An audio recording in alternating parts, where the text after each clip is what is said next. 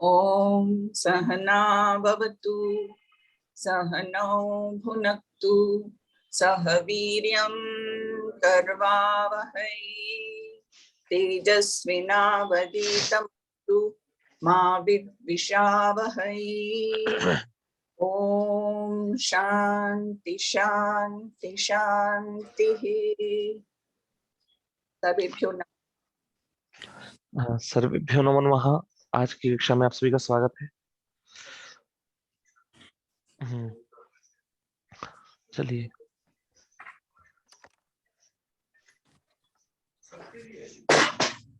तो पूर्व कक्षा में हम सभी लोगों ने अध्ययन किया था, उसको देख लेते एक बार। द्वि माने दो, उभ माने भी दो। उभय माने भी दो होता है, पर असलियत में इसका उभय का शब्द का जो हम प्रयोग करते हैं, इसका मतलब होता है दो अवयव वाला। दो अवयव वाला। हाँ मंजू भाई जी, कुछ कह रही है? कुछ कहना चाह रही है क्या?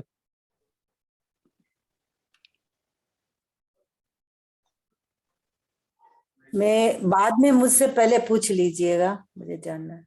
जी मैं अच्छा, वो मतलब राइस कर दी। ठीक है ठीक है ठीक है ठीक है ठीक है।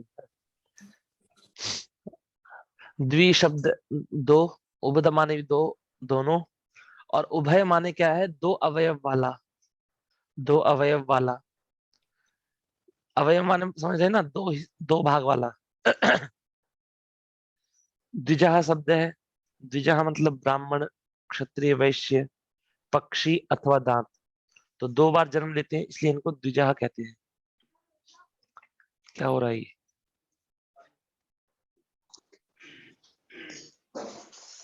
हाँ। द्विरेफा, भ्रमर शब्द में दो रेफ आते हैं, इसलिए जो भौरा होता है उसको कहते द्विरेफा कहते हैं। बलम बलम बल शब्द, बलम माने बल। दंपत्ति माने पति पत्नी। पितरऊ माने माता और पिता। अश्विनऊ माने दोनों अश्विनी कुमार।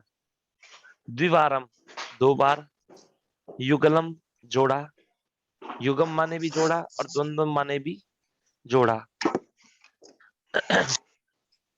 दीक्ष धातु में दीक्षा देने अर्थ में। दीक्ष धातु दीक्षा देने अर्थ में। भास धातु में चमकना अर्थ में, जिससे भासते बनेगा। आ प्लस लंब, तो आलंब माने आलंबन करना, मतलब सहारा देना अथवा सहारा लेना। क्षम धातु है क्षमा करना। गाह धातु है घुसना।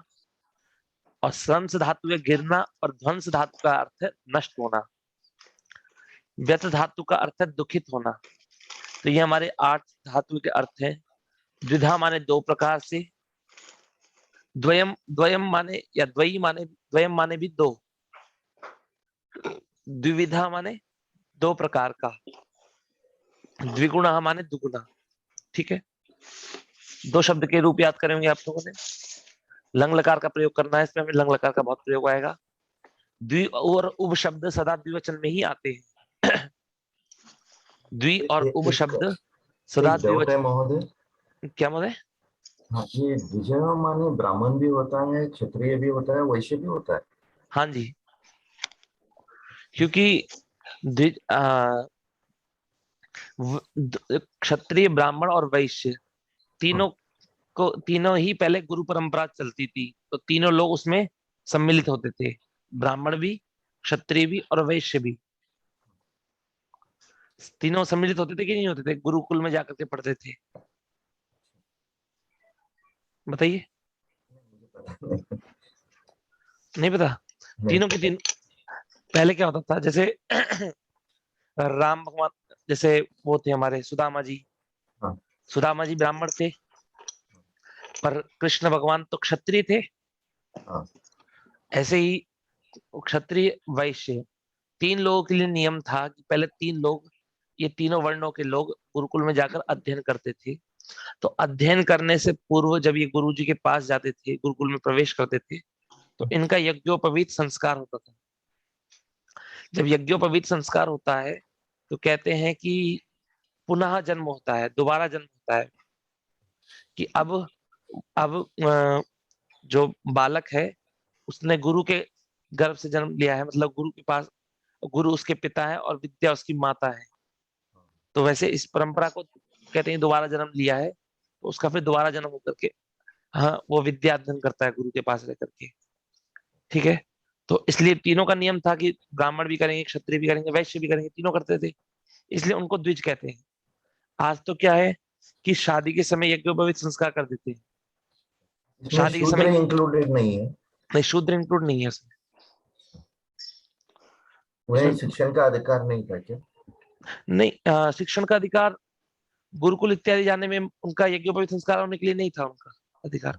मनीष जी, ओरिजिनली मेरी समझ जो है ओरिजिनली सबको था, लेकिन कुछ लोगों को ये जो जनवरी का है जो नियम पालन करने पड़ते थे तो उन्होंने छोड़ दिया, लेकिन सबको अधिकार था, किसी को डिफरेंशिएशन नहीं था। लेकिन बहुत लोगों ने ये जो नियम पालन करने पड़ते ये करना पड़ता है वो करके छोड़ दिया। तो हमारी समझ जो है जी रमेश महोदय, मैं 1 मिनट कुछ बताना चाहूँ।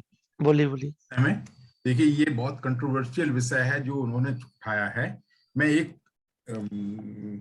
एक मंत्र, एक श्लोक बोलता हूँ, इसके हिसाब से जन्मना जायते शूद्रः संस्कारात् उच्यते उच्यते शास्त्र पाठी विप्र भवेत् ब्रह्म जानाति इति ब्राह्मणा।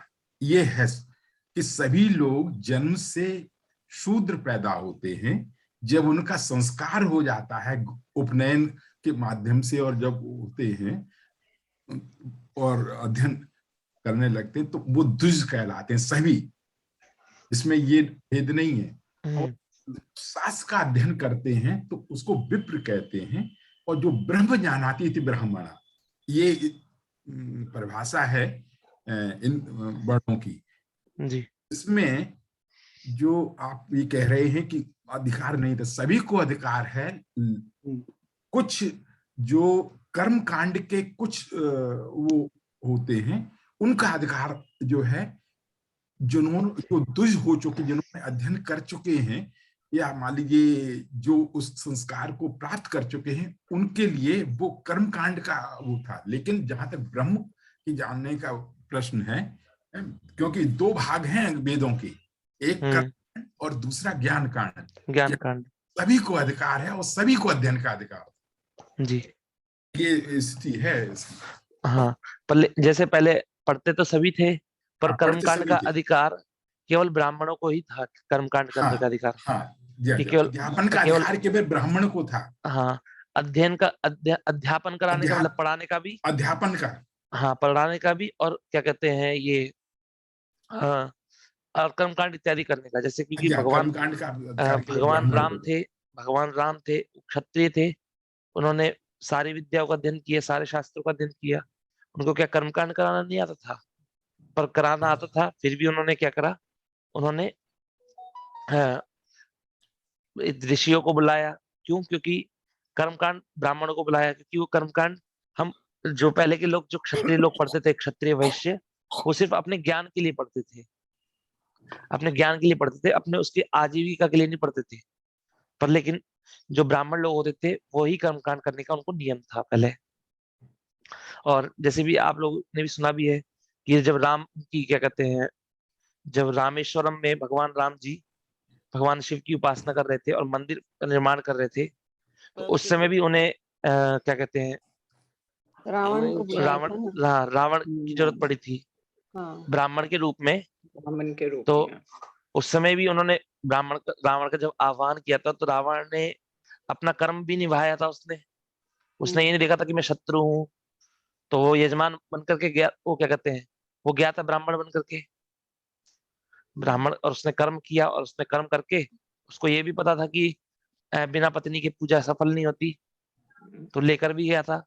उसने पहली शर्त रख दी थी कि मैं क्या कहते हैं, ये जो चीजें ले जाने का अधिकार होता है ना ब्राह्मण को, वो तो पहले से लेकर आया था, जो पूजा इत्यादि होती है। इसलिए तो वैसे कह सकते हैं, वैसे कोई वही जानकारी इतनी नहीं है कि द्विज का मतलब तो यही बताया जाता है कि द्विजायते इति द्विजः, जिसका 2 बार जन्म होता है, और कैसे होता है, तो 2 बार एक तो माता पिता के द्वारा और दूसरा गुरु और विद्या के द्वारा 2 बार जन्म होता है, तो द्विज कहते हैं।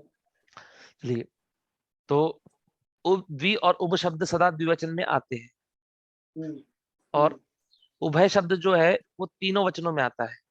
द्वि और उभ दोनों वचन में आएंगे और उभय शब्द तीनों वचनों में आएगा, पर उभ और उभय के रूप तीनों लिंगों में सर्वत्र ही चलेंगे। उभ और उभय के रूप तीनों लिंगों में सर्व की तरह ही चलेंगे, ये एक अलग विषय हो गया। दंपत्ति उभय पितरौ दो बोली जब उभय दोनों के बारे में बात करता है तो फिर वो तीन एक वचन और बहुवचन में कैसे यूज होता है? जैसे ये जो उभ शब्द है ना, उभ शब्द माने 2 ही होता है, उभय माने होता है, मैंने भी आपको बताया था, 2 अवयव वाला, 2 अवयव वाला। ठीक है, आई गॉट ठीक इट, है, थैंक यू। तो जैसे कोई पुस्तक है, अभी आएगा उदाहरण आपके सामने आएगा कि एक पुस्तक है, उस पुस्तक के 2 भाग हैं, ठीक है, तो उस पुस्तक को एक पुस्तक है, एक पुस्तक के 2 भाग हैं। अब ऐसे ही मान लीजिए, जी कि अगर 3 पुस्तकें हैं और हर तीनों पुस्तकों के 2-2 भाग हैं आपके, तीनों पुस्तकों के तो 2-2 भाग हैं, तो पुस्तकानी हो जाएगा, उभयानी पुस्तकानी। इसका मतलब क्या है कि 2-2 अवयव वाली पुस्तकें, ठीक है। जी हाँ, दंपत्ति पितरौ अश्विनौ, इनके रूप द्विवचन में ही चलते हैं, इनके साथ क्रिया द्विवचन में ही आती है। अगर दंपत्ति पितरौ अश्विनौ का हम प्रयोग कर रहे हैं तो क्रिया क्या आएगी हमारी, द्विवचन में ही आएगी।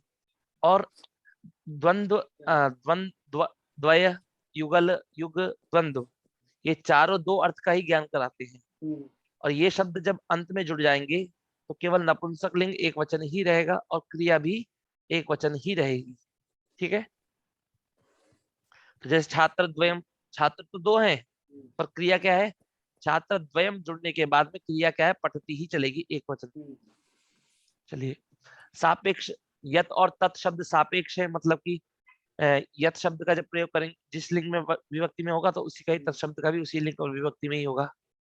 और एक यत शब्द जो है वो क्या है, अव्यय है हमारा, जिसका अर्थ है कि सह अभाषत यत अहम अधुना गमिष्यामि, उसने कहा कि अब मैं जाऊंगा, ठीक है। सलाम जैसी सूत्र हमारा हो चुका है। अब ये करते हैं, 2 बालक, तो क्या बोलेंगे, बताइए, 2 बालक बालक द्वयम नहीं, 2 बालकौ, छात्र द्वयम भी कह सकते हैं, देखिए छात्र द्वयम भी कह सकते हैं, छात्री भी कह लोग, पर लेकिन यहाँ पर 2 बालकों का मतलब क्या है, 2 बालक, हिंदी बतानी है, ठीक है ना। सब बालक द्वयम भी चलेगा? हाँ वो चलेगा, सब चलेगा वो। तो यहाँ पर क्या है, बालकों से भी काम चल सकता था कि बालकों से भी पता लग जा रहा है कि 2 बालक है, पर यहाँ पर स्पष्टता संख्या का विवेचन कर रहे हैं यहाँ पर कि 2 बालक है, ठीक है।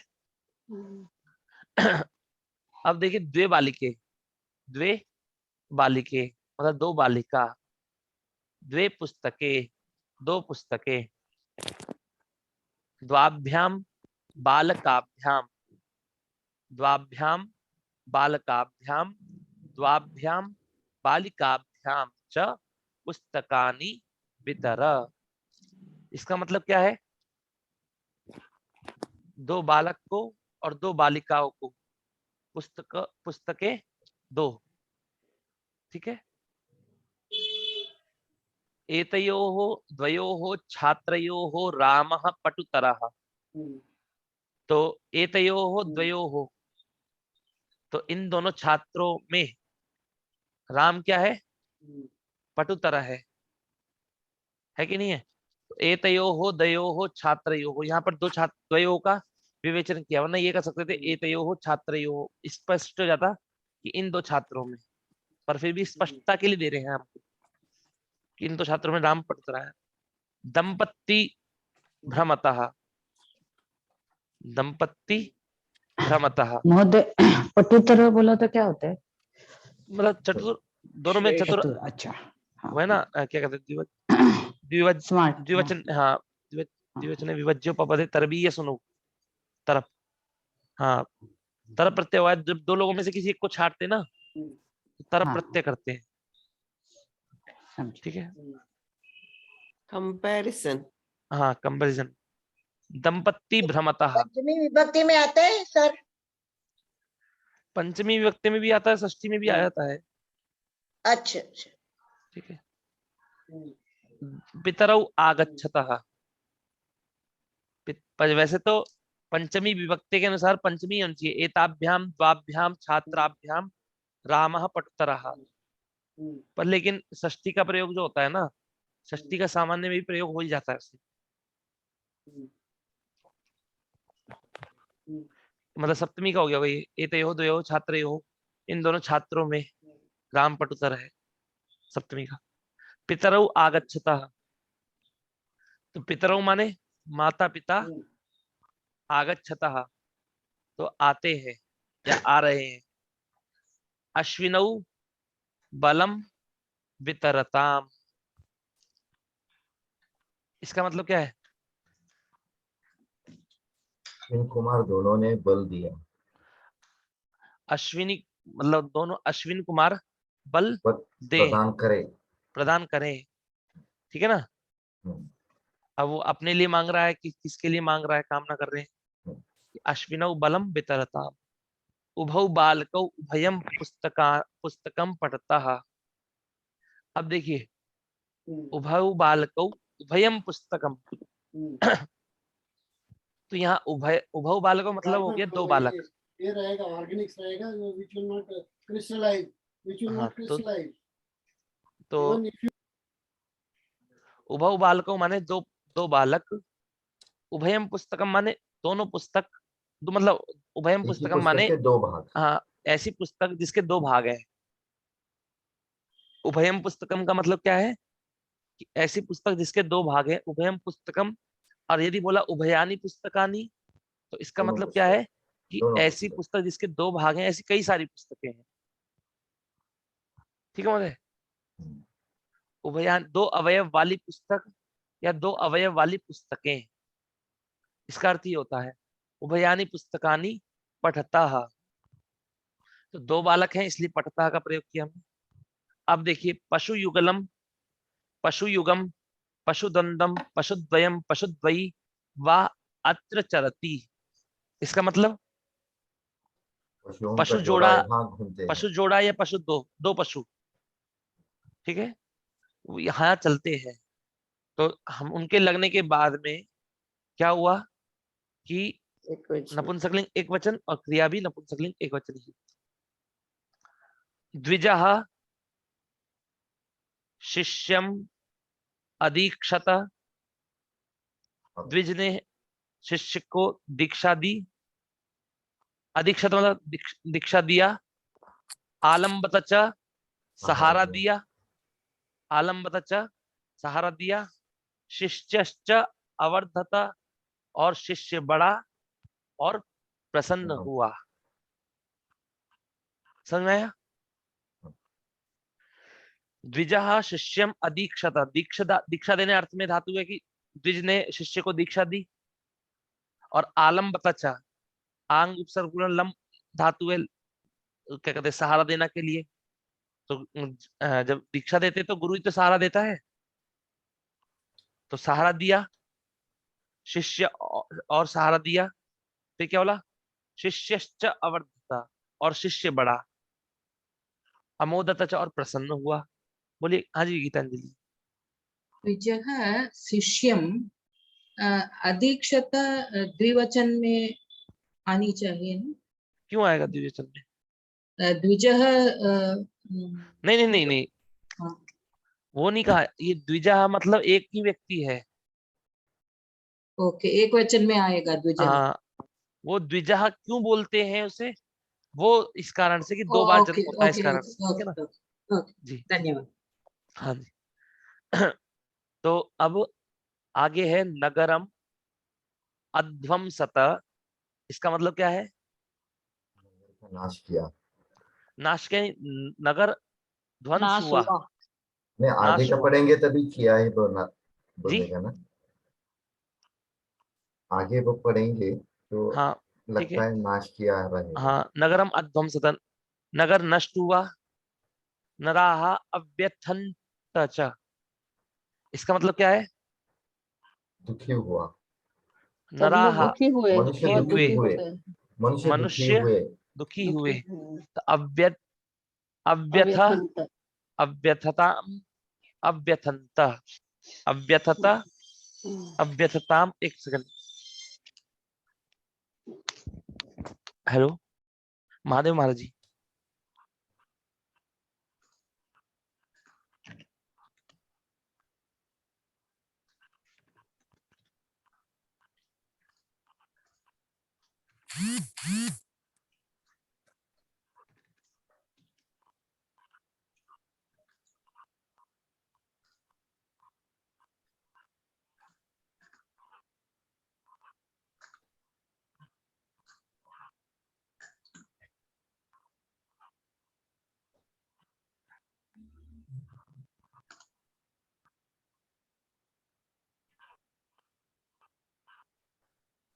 हाँ चलिए, हेलो, ये अध्वंस तो प्रथम पुरुष में है ना, एक वचन हाँ अध्वंस। नहीं, कौन से प्रथम पुरुष? हाँ, प्रथम पुरुष एक वचन में, फिर कौन से प्रथम पुरुष एक वचन में? लंग लंग लकार के। हाँ, लंग लकार के प्रथम पुरुष एक वचन में। और नराह अव्यथंत च, तो मनुष्य है, तो अव्यथता अव्यथता अव्यथताम अव्यथंत, त आताम, त वो है ना, त आताम, त इताम, त आएगा ना, जी अव्यथता आताम अंत। अव्यथ अव्यथ अव्यताम इताम, त इताम अंत, हाँ, अव्यथता अव्यथेताम अव्यथंत, ये आएगा रूप, ठीक है। तो इसलिए बहुत सारे, इसलिए अव्यथंत च।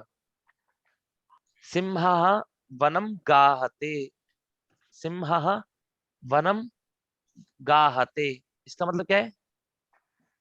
क्यों वन में घुसता है, शेर हाँ, वन में प्रवेश करता है, घुसता शेर है। वन में घुसा, ठीक है।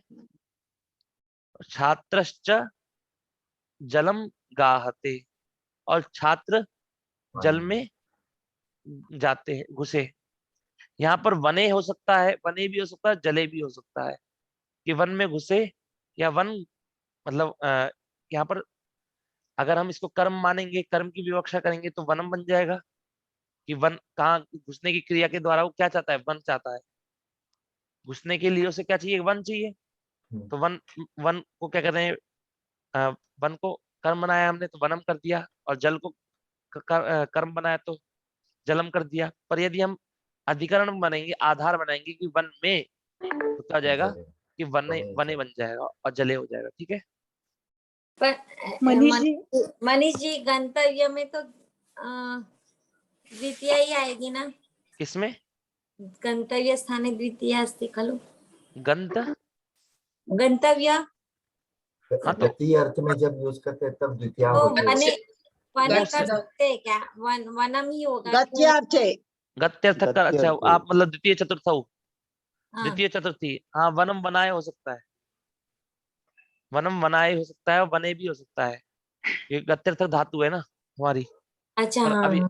पर अभी आपको चतुर्थी के लिए नहीं बताया गया ना, बता दिया, ठीक है। चलिए, दो शिष्य मनीष दो जी, एक मिनट मनीष जी, यहाँ छात्रश्च जलम गाहते, यहाँ च का गाहत, क्या मतलब है? क्या मतलब? और सिंह अब मान लीजिए वनम कहीं पर गाहते। एक कहीं किसी वन में सिंह घुस गया, ठीक हाँ है, हाँ, और उसको, उनको देख करके छात्र भी जल में घुस गए, और छात्र च जलम गाहते, और छात्र जल में घुसे, मतलब छात्र भी ना, हाँ, छात्र मतलब भी, कोई और जल में घुसा होगा और और छात्र छात्र जल में ऐसा घुसे, है। ऐसे, और छात्र जल में घुसे, ठीक है ना। यहाँ पर घुसने की जो क्रिया है ना, उसको दिखाने की, सिंह घुसा और छात्र घुसे, अच्छा, दिस अपार्ट की सिंह वन में घुसा और छात्र जल में घुसे। हाँ, ये मतलब ऐसे, सिंह को आते देखकर वो जल में घुस गए। हाँ जी, ये, बचने के लिए सिंह से जल में हाँ, जाते हैं। ये अर्थ हुआ ना। हाँ, ठीक है। दो शिष्य दो बार दो पुस्तकें पढ़ते हैं। सबसे पहले मंजू भाई जी, उन्होंने सबसे पहले हाथ उठाया था कक्षा की स्टार्टिंग में, ठीक है। द्वौ द्वौ शिष्यौ द्विवारं द्वे पुस्तके द्वे पठतः। पुस्तके पठतः, बहुत सुंदर। द्वौ शिष्यौ द्विवारं द्वे पुस्तके पठतः। अब देखिए बार बार आप लोगों को एक चीज बता दूं, आप द्वौ शिष्य बोलना चाहे तो आप द्वौ शिष्य बोल सकते हैं, और यदि आप शिष्य द्वयम, शिष्य युगम, युगलम या शिष्य युगम, समझ में आ रहा है आपको, शिष्य द्वयम, शिष्य द्वंद्वम, अगर आप बोलना चाहे तो बोल सकते हैं, कोई दिक्कत नहीं है। बोलना चाहे तो बोल सकते हैं, कोई दिक्कत नहीं है। बस अगर ये बोलेंगे छात्र शिष्य द्वयम या शिष्य युगम, शिष्य युगलम, शिष्य द्वयी, तो बस क्या होगा, आपकी क्रिया जो होगी पठती कहेंगे बस, ठीक है। तो वो आपकी विवक्षा के ऊपर आप बोलना क्या चाहते हैं। आप अब ये मत प्रश्न करिएगा कि ये भी बोल सकते हैं कि नहीं बोल सकते, ठीक है। जैसे कन्या दो कन्याएं, तो कन्या द्वयम भी कह सकते हैं, अर्थात दो कन्याओं को द्वे कन्या भी कह सकते हैं। ये वाक्य का फिर से, दो शिष्य दो बार दो पुस्तक पढ़ते हैं, उसका फिर से एक बार, दो शिष्यों, दो शिष्यों, दो शिष्य, पहले एक एक बनाइए थोड़ा थोड़ा। दो शिष्य, दो शिष्यों, दो बार, दो बार के लिए क्या था, द्विवारम, द्विवारम, हाँ। दो पुस्तके, ये दो पुस्तक का संबंध है सर, तो पुस्तकम पुस्तके, द्वे पुस्तके, द्वे पुस्तके, हाँ। अब पढ़ कौन रहा है, दो शिष्य पढ़ रहे हैं, पठतः, ठीक है। धन्यवाद। हाँ। ऐसे ही दो कन्याएं, तो कन्या कन्ये, द्वे कन्ये। आगे बताइए स्वाति को कम जी। हम दो कन्याएं दो प्रकार से दो पत्र लिखती है। तो कन्या द्वयम द्विधा पत्र द्वयम लिखति, लिखती, ठीक है। लिखत, लिखती ही आएगा, लिखती ही आएगा। हाँ, कन्या आपने कन्या द्वयम कहा ना, अगर अगर हाँ, आप तो ये कहती, अगर आप ये कहते कि द्वे कन्ये द्विधा द्विधा द्वे पत्रे लिखतः, ऐसे हो जाता, बराबर। दोनों बालक दुगना खाना खाते हैं, यहाँ पर उभय का प्रयोग मत करिएगा, ठीक है ना। उभय का प्रयोग यहाँ इन्होंने ये गलत उसके से दे रहे हैं कि उभय का मतलब क्या है, दो अवयव वाला, ठीक है। तो दोनों का उभ का प्रयोग करिए बस केवल। चंद्रिका भांगड़े जी। आम उभौ बालकौ द्विविधः, दुगुना द्विगुणा भोजनं खादतः, द्विगुणः भोजनम खादतः। देखिए अब द्विगुणः आपने बोला है, द्विगुणः बोला है कि नहीं बोला है आपने, हाँ द्विगुणा, पर लेकिन किसका विशेषण लगाया आपने, भोजन का, हाँ तो द्विगुणम भोजनम, सॉरी विशेषण विशेष आएगा। Yes, thank you. द्विगुणम भोजनम खादतः, खादतः, धन्यवाद। यस, धन्यवाद। दो छात्र, अब यहाँ पर देखिए स्पेशल कह रहे हैं कि यहाँ पर आपको छात्र द्वयम, छात्र युगलम इत्यादि का प्रयोग करना है। दक्षा जी, दो छात्र वहां खेलते हैं, माइक बंद करके बोलेंगे आप।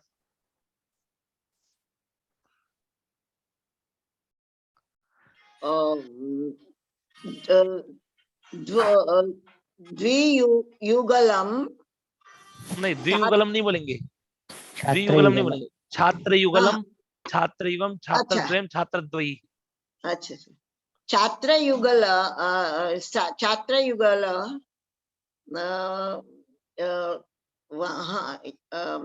तत्र क्रीडतः, क्रीडति,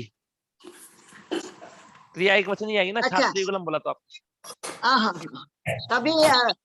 तभी एक वचन में ही होता है। जी, जब आप ये लगा देंगे तो एक वचन नहीं प्रयोग करना है। दो भौरे दो प्रकार से घूम रहे हैं, इसका बताइए उषा शर्मा जी। जी, द्वै भ्रमरौ, द्वै क्यों बोलेंगे, द्वौ भ्रमरौ, द्वौ भ्रमरौ नहीं, यहाँ पर भ्रमर को ना, यहाँ भ्रमर को द्विरेफ कहना है, द्वौ द्विरेफौ, द्वौ द्विरेफौ, द्विरेफौ, फौ फौ नहीं फौ, जी फिर से कहना जी। एक सेकंड रुकिए, मैं सबको वो कर देता हूँ। अब आप अपना माइक खोलिए। द्वौ द्विरेफौ। द्वौ द्विरेफौ। द्विरेफौ। हाँ आगे बोलिए। द्विविधः। दो प्रकार से द्विविधा। भ्रमति। हाँ भ्रमतः। भ्रमतः। क्योंकि आपने द्वौ बोला है ना यहाँ पर। जी जी भ्रमतः। अगर आप कहते द्विरेफद्वयम् या द्विरेफद्युगलम तो आप भ्रमति बोलते हैं, ठीक है। जी जी। दंपति ने भौरे मीन्स व्हाट? भौरे, भौरा में वो होता है, क्या कहते हैं उसे, भवर, भवर को कहते हैं ना। जी जी। उसको इंग्लिश में क्या बोलते हैं? Bumble bee. Butterfly. Okay okay okay okay, भ्रमरः। Okay okay. दंपति ने पुत्र को अवलंबन दिया। पुत्र को अवलंबन मतलब सहारा दिया। दंपति ने पुत्र को अवलंबन दिया मतलब सहारा दिया। अब दिया मतलब लंग लकार का प्रयोग करना है, तो करिए। उषा शर्मा जी होगी, नेहा माने जी। दंपति पुत्रम आलम्बत। आलम्बत नहीं, आलम्बत, आत्मनेपदी है ना। आलम्बत, हाँ तो आलम्बत। आलम्बत बराबर। हाँ नहीं, ये द्विवचन होगा ना, आलम्बताम आलम्बताम आएगा ना? होना चाहिए ना। ओ हाँ नहीं, आलम्बताम। दंपति आलम्बताम होगा। हाँ नहीं हाँ। आलम्बेताम होगा ना। हाँ जी। एक मिनट, लंब लबी लबी एक मिनट धातु। हाँ आलम्बेताम होगा। हाँ जी। आलम्बेताम। अश्विनी कुमार ज्ञान दे। सुषमा अग्रवाल जी, अश्विनी कुमार ज्ञान दे। अश्विनी कुमारो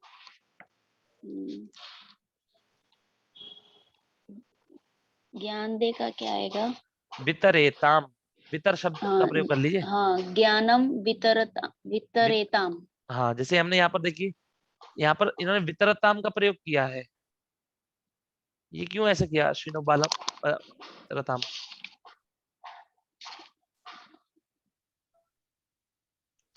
ये जो धातु हम लोग वितर का प्रयोग कर रहे हैं, ये उसकी है क्या महोदय? अच्छा ये परस्मैपदी धातु है हमारी। सॉरी, ये परस्मैपदी धातु है वितर। तो वितरतु वितरताम, ठीक है। वितरतु वितरताम, तो क्या बनेगा? अश्विनी कुमारौ, वो सॉरी अश्विनी कुमार नहीं, केवल अश्विनौ ज्ञानम वितरताम, परस्मैपदी धातु है ना, ठीक है। आगे, जो लड़की यहाँ आई थी वही गई, क्या नाम है?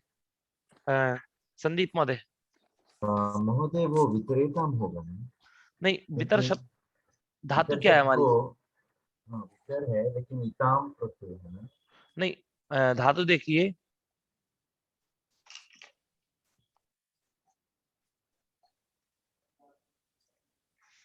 नहीं, त्री देखिए ना, फिर उससे भी उससे त्री। महोदय उदाहरण वाक्य में भी दिया है, अश्विनो बलम वितरताम। हाँ वही परस्मैपदी धातु है। वो वाला आएगा ना, दीर्घ दीर्घ त्री। दीर्घ। हाँ तो दीर्घ त्री इसमें नहीं आ पाएगा, कैसे? धातु संख्या याद है क्या आपके में? आ रहा हो ये त्रिप्लवन तरणयोः वो तो तैरने के लिए है। अच्छा, त्रिप्लवन तरणय तो तैरने के लिए है। वितर शब्द का प्रयोग एक मिनट आया चैट में भेज दिया ना जी, चैट में भेजा। अच्छा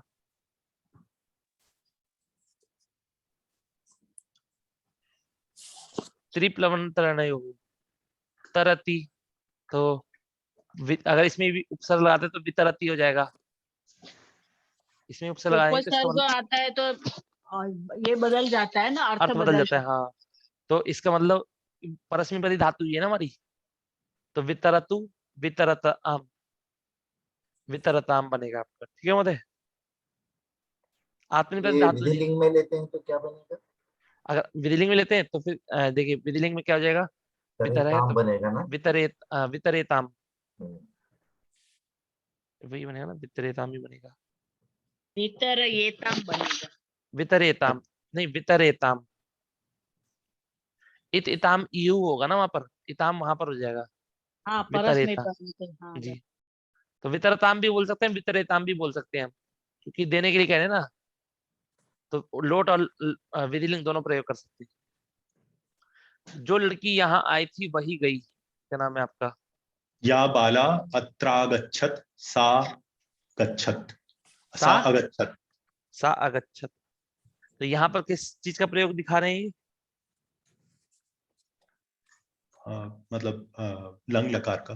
नहीं, लंग लकार का प्रयोग तो दिखा रहे हैं, यहाँ पर जो है नियम का प्रयोग दिखा रहे हैं कि सापेक्ष सर्वनाम का, सापेक्ष सर्वनाम का। जो लड़की यहाँ आई थी, या कन्या अत्र आगच्छत सा अगच्छत, ठीक है।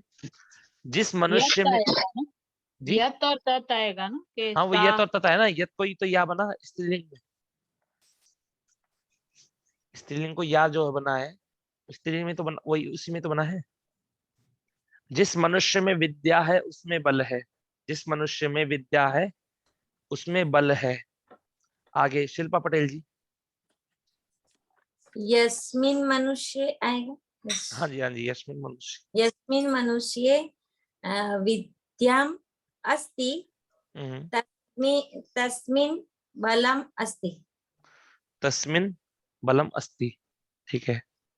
इसको दूसरी तरह से भी कह सकते थे ना। किस प्रकार से? यस्य विद्या बलम तस्य। यस्य जिसकी विद्या उसी का बल। बलम हाँ तस्य। हाँ, ये कह सकते हैं। और यह मनुष्य का यस, मतलब यहाँ पर मनुष्य में मतलब इसमें स्पष्टता कर हम मनुष्य के अंदर दिखा रहे हैं ना वो, ठीक है। मतलब कि जैसे हमने बोला तो हमने किसी को भी निम्न कहा, किसी के अंदर भी कह सकते हैं। जिसकी विद्या मतलब जिसमें जिसकी विद्या उसका बल, और यहाँ पर हम अधिकरण के रूप में मनुष्य को ला रहे हैं, तो जिस मनुष्य में विद्या है उसमें बल है, तो यस्मिन मनुष्य विद्या अस्ति तस्मिन बले अस्ति। भौरे ने वृक्ष का सॉरी माता पिता ने पुत्र से कहा कि जल लाओ। बताइए नूतन कुल श्रेष्ठ माता जी। पितरौ पितरौ पुत्रम पुत्रम अकथत अकथयत अकथयत यत जलम आनय। यत जलम आनय, ठीक है, जलम आनया। गुरु ने दीक्षा दी। Zoom user. गुरु दीक्षा।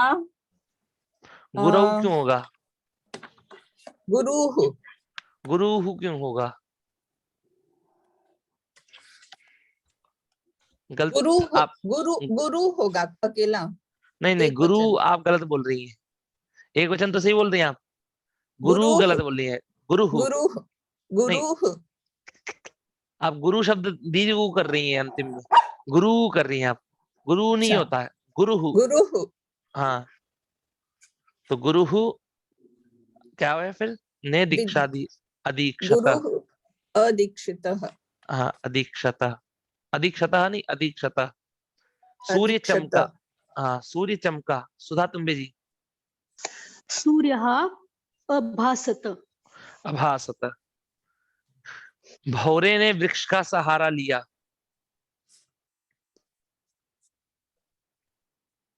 बोलिए कौन बोलेगा? आगे नेहा माने जी।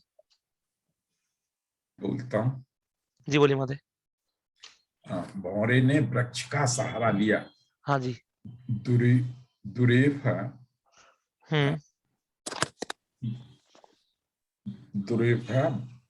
वृक्षम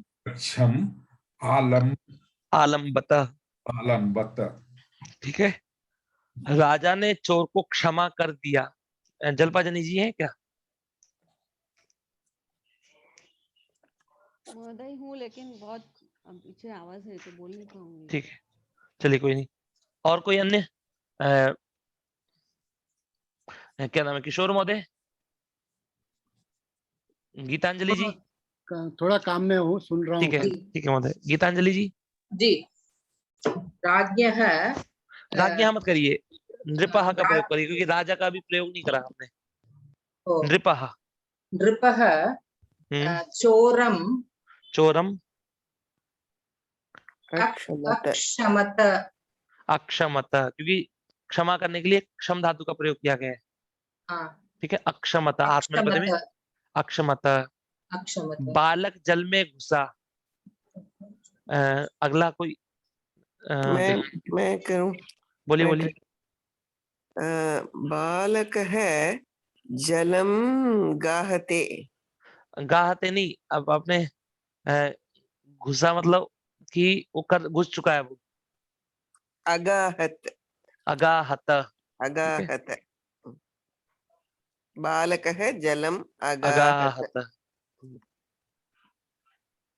हाँ, तो बालिका का वस्त्र पैर से हटा। आगे कौन? वेदांजलि जी बोलेंगे आप? गा आत्मनिपदी धातु में नहीं आता है सर। बोला ना, गाहते तभी तो बनेगा, आत्मनेपदी में आएगा तो। पर अगाहता बोल दिया ना हमने। वैसे इसमें मैं ये सोच रहा हूँ, इसमें अगर हम गाहते बोला तो घुसने की जो क्रिया है उससे क्या हम क्या कहेंगे फिर? अगर गाहते बोला तो क्या दिक्कत आएगी? लंग लकार में करना है। घुसा मतलब तो अगर घुसने की मतलब कोई क्रिया अगर ज्यादा समय की थोड़ी ना है।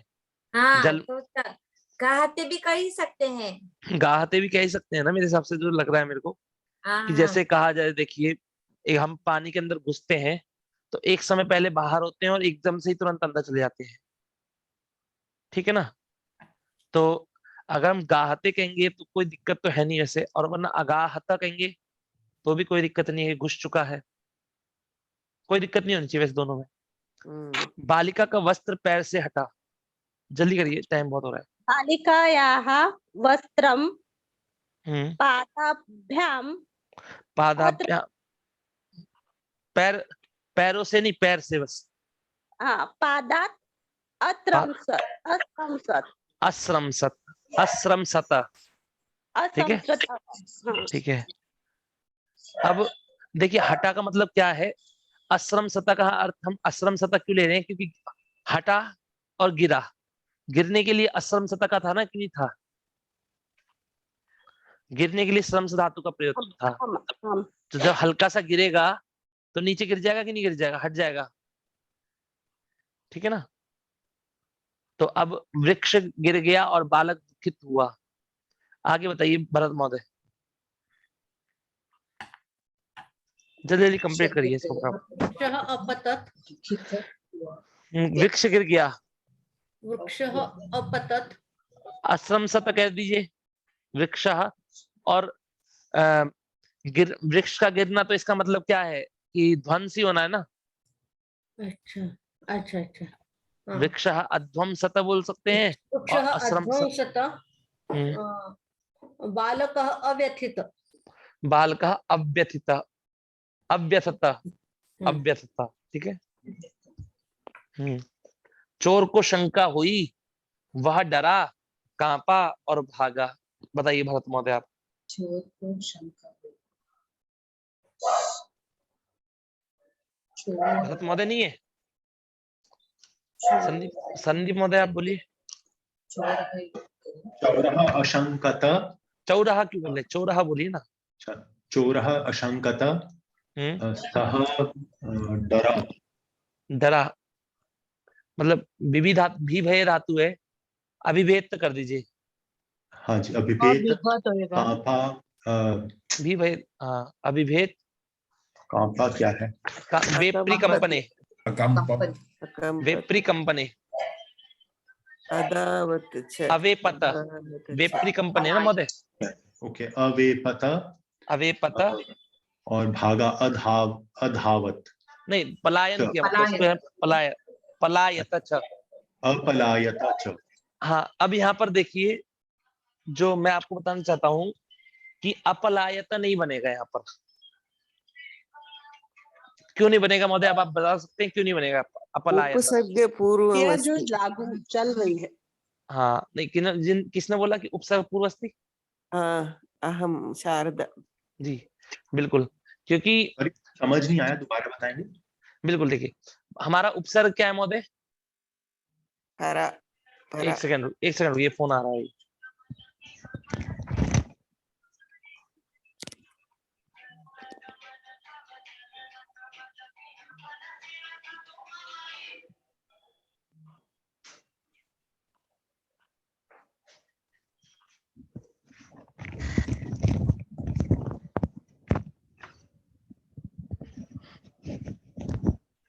तो अब आवाज आ रही? हाँ जी। तो अभी देखिए परा उपसर्ग है, ठीक है, और धातु क्या है? अयगतौ, अय धातु हो गई। और यदि इसमें हम लंग लकार में लाएंगे तो क्या बनाएंगे? बताइए क्या बनाएंगे? तो अयता, एक तो लंग लकार में ता प्रत्यय लगाएंगे हाँ जी। और 8 का आगम करेंगे। अब बात ये उठती है कि 8 का आगम परायत होगा। ओके, ठीक है। तो 8 का आगम उपसर्ग के पूर्व में होगा कि धातु के पूर्व में होगा? हाँ, वो उपसर्ग पहले आएगा, फिर उसके बाद धातु के पूर्व में होगा। धातु के पूर्व में। तो आयता बना आपका, असली रूप क्या बनेगा? आयता। और उसमें परा उपसर्ग लगाएंगे तो क्या बनेगा? पलायता। पलायता, ठीक है, यहाँ पर रूप आपका अपलायता नहीं, पलायता। हाँ जी। चलिए तो अब इसके बाद वाक्य प्लीज फिर से बोलिए, हम लिख रहे हैं। हाँ, पूरा वाक्य बोलिए वाक्य ना। बता दीजिए। हाँ। फिर चोर को शंका हुई, चोरः अशंकत, ठीक है, वह डरा, सह अभिभेत मतलब भी भय धातु में डरने के लिए, सह अभिभेत, कांपा, अवेपत और भागा, अपलायत पलायत च, पलायत च। मैंने गुरु की सेवा करी, सुख पाया, बड़ा और प्रसन्न हुआ। इसको कौन बताएगा? मैं बताऊं? हाँ, हाथ उठाइए, बोलिए बिल्कुल। हाँ, अहम गुरुम असेवत सुखम लभतः अलभत च अवर्ध अमोदत च। हाँ, अभी बताइए इन्होंने गलती क्या करी? उत्तम पुरुष असेवे चाहिए ना। हाँ, क्यों? प्रथम पुरुष में है, इसमें उन्होंने उत्तम पुरुष प्रथम पुरुष का ही प्रयोग कर दिया, जबकि उत्तम पुरुष का प्रयोग करना था। में हम गुरुम असेवे। हाँ, अहम गुरुम असे, वही बोलेंगे फिर से, वही बोलिए फिर से दोबारा उत्तम पुरुष के साथ। अहम गुरु असेवे सुखम अलभे अवर्धे अमोदे सुखम अलभे अवर्धे और प्रसन्ने अमोदे च। ठीक है। हाँ, इसके बाद बालक ने सीखा, यत्न किया, भिक्षा मांगी, खेला कूदा और सुखपूर्वक रमा, मतलब रमण किया। ठीक है, कौन बताएगा? बिल्कुल महोदय, आप गायब हो गए थे। नहीं, इंटरनेट गया। चलिए ठीक है, फिर से क्या? बालको अशिक्षत बालको अभी बालको मत करिए, एक ही बालक नहीं, वो बोल तो सही रहे हैं, बालको शिक्षत, वो संधि कर दे रहे हैं।